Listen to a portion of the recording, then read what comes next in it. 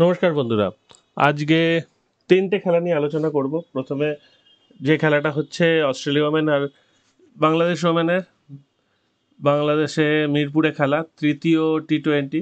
Australia bat নিয়েছে, তো তারা প্রথম 2 ওভারে 12 রান করেছে বিনা উইকেটে। ধরা নেওয়া যাচ্ছে অস্ট্রেলিয়া 160+ রান করতে পারে।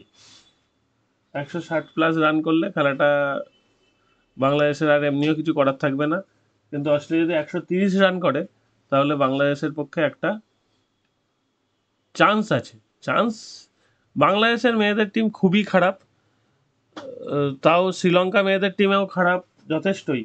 কিন্তু শ্রীলঙ্কা মেয়েদের টিম লাস্ট 2টো ম্যাচ দারুণ খেলে একটা সিরিজ জিতে এসছে সাউথ আফ্রিকা, এটা কিন্তু বিশাল ব্যাপার। কিন্তু বাংলাদেশ মেয়েদের টিম অস্ট্রেলিয়ার সামনে যে কোনো মেয়েদের টিমই খুব চাপে থাকে, কিন্তু বাংলাদেশের পক্ষে কতটা কি করা যায় সেটাই দেখার। তো এটা অস্ট্রেলিয়ার জেতার চান্স 95%। আর রান 160 হলে ভালো, আপনারা ভিডিওটা দেখে রানে লাগাতে পারেন। এইবার আর একটা ম্যাচ আছে, Oman versus Namibia. Oman second ম্যাচটা জিতেছিল, থার্ড ম্যাচটা নামিবিয়া প্রথমে ব্যাট পাবে বলেই আমার মনে হচ্ছে। নামিবিয়া ব্যাট পেয়ে 140 থেকে 60-এর মধ্যে রান করবে, বা 160+ রান করলে খেলাটা সত্যি ভালো জমবে। ওমান চেষ্টা করবে যে থার্ড ম্যাচটা জিতে সিরিজটা জয়লাভ করতে। ঠিক আছে, এই হচ্ছে পরিস্থিতি। আর আজকের সবচেয়ে বড় ম্যাচটা নিয়ে আলোচনা করব আমরা, সেটা হচ্ছে Gujarat Titans versus Punjab Kings. Gujarat Titans Punjab Kings, কিন্তু তার আগে গতকাল নারিন যেটা করেছে আর কিছু করার নেই কারোর পক্ষেই। সবাই শুয়ে পড়েছে। গুজরাট টাইটান্স এইখানে, আর পিবিকেএস এইখানে। গুজরাট টাইটান্স 2টো জিতেছে। নারিন মেরে রান রেটটা কোথায় তুলে দিয়েছে দেখুন, KKR এর 2.51, দুর্দান্ত জায়গায় আছে। কিন্তু এরপর এইখান থেকে KKR যদি ধরুন উঠতে পারলো না, তাহলে ভাবুন 3টে ম্যাচের পরে KKR 1 নম্বরে শুধু নয়, যে সেকেন্ড আছে তার রান রেটের ডবলেরও বেশি।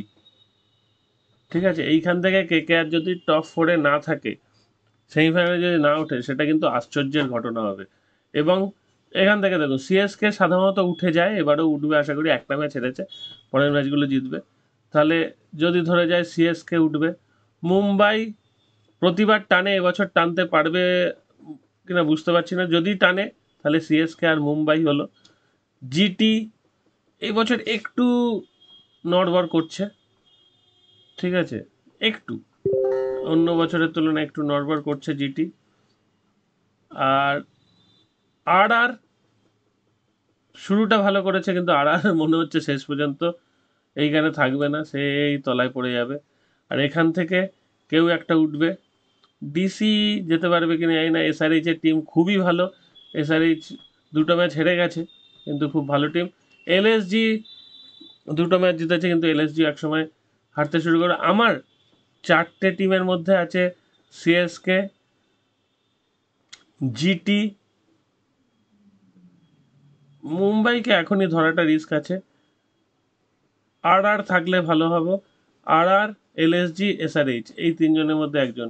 KKR যদি এখান থেকে হারে, আমার 4জনের মধ্যে KKR নেই, সেটা আমি আগেই জানিয়ে রাখলাম। KKR যদি এখান থেকে হারে সেটা অবাক হবার মতো ঘটনা, আর যদি মুম্বাই এখান থেকে ওঠে সেটাও একটা অবাক হওয়ার মতো ঘটনা। ঠিক আছে, তার মানে ভেবে দেখুন 3টে ম্যাচ পরে যে পরিস্থিতি, সেখান থেকে KKR এর শিওর যাওয়া উচিত, মুম্বাইয়ের শিওর না যাওয়া উচিত।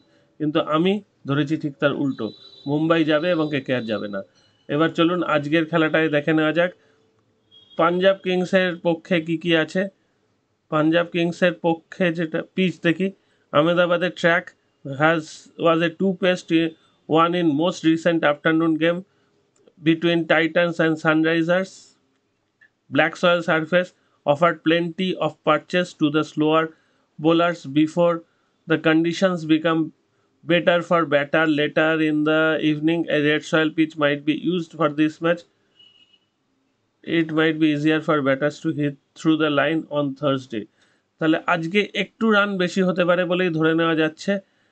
আর পাঞ্জাবের টিম শিখর ধাওয়ানকে দাঁড়াতেই হবে। শিখর ধাওয়ান, জনি বেস্টোর কবে দুর্দান্ত ইনিংস দেখবো সেটা একটা ঘটনা। প্রাভ সিমরান ভালো খেলছে কিন্তু কোনোটাই কনভার্ট করতে পারছে না। জিতেশ শর্মা পিঞ্চ হিটার হিসেবেই খেলছে, বড় ইনিংস খেলার ইচ্ছা নেই। স্যাম কারেন বড় ইনিংস এক্সপেক্ট করছি। লিয়াম লিভিংস্টন তো অর্ধেক দিন ব্যাটে টাইমই পায় না, তাহলে কি করতে রেখেছে। শশাঙ্ক সিংও তাই। হর্ষল প্যাটেল ভালো বল করছে, হরপ্রীত বার, রাবাদা, রাহুল চাহার, আর্শদীপ, 5 জন বোলার ভালো বল করছে। কিন্তু আজকে গুজরাট যদি প্রথমে ব্যাট করে তাহলে শুভমানের একটা বিধ্বংসী ইনিংস দরকার।